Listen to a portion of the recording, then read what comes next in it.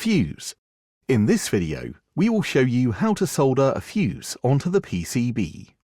Using the instruction manual, identify the correct component that you need to solder. Carefully remove the component from the packaging.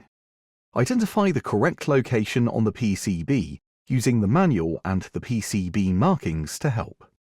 With this type of fuse, the orientation is not important. Please note that this is not the case with all fuses.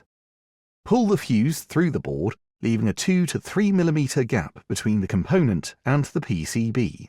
Holding it in place, turn the board over and put a 45-degree bend in each leg to hold it in position.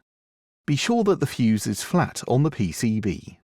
Next, solder both of the fuse legs to the solder pads on the board. Use the soldering video for more information if you need more help.